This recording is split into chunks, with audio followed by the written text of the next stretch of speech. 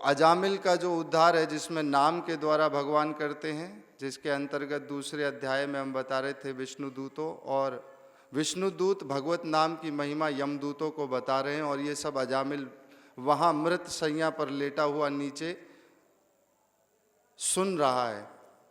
सिर्फ एक अपने पुत्र का नाम नारायण रख देने से और अंत समय में नारायण नाम का उच्चारण करने से, अपने पुत्र को बुलाने से भय के कारण जो अजामिल ने कहा है, इससे विष्णुदूत आ गए वहाँ पर और यम फांस को काटकर यमदूतों को वहाँ से भगा दिया।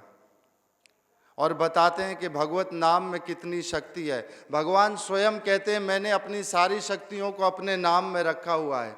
मेरे दर्शन से भी अधिक नाम की महिमा है। रावण को दर्शन हुए थे भगवान राम के, कभी ऐसा नहीं हुआ कि उसके मन में कोई भाव सीधा हुआ। हिरण्यकशिपु को भी दर्शन हुए थे भगवान नरसिंह देव जी के, परंतु नहीं हुआ। कंस को भी दर्शन हुए थे भगवान श्री कृष्ण के, परंतु सद्भाव नहीं उत्पन्न हो पाया, क्योंकि सद्भाव उत्पन्न हो सकता है भगवान के नाम से। तो इसमें भगवान की नाम की जो महिमा है उसका गुण अनुवाद किया गया है।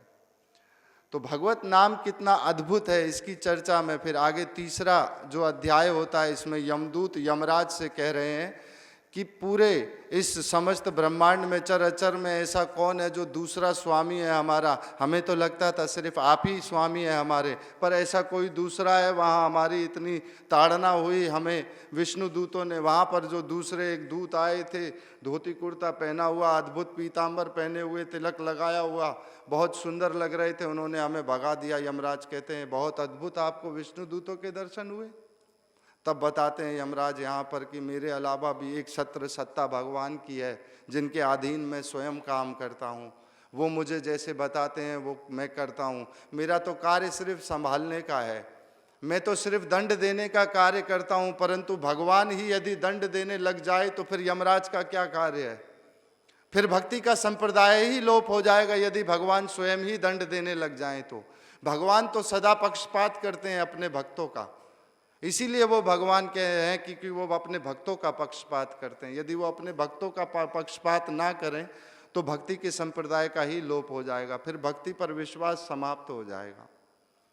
तो ये जब 3 अध्यायों में पूरा वर्णन आता है इनका, जो नाम के द्वारा किस प्रकार पोषण होता है, फिर इसके आगे के जो 3 अध्याय हैं उसमें रूप के द्वारा किस प्रकार पोषण होता है।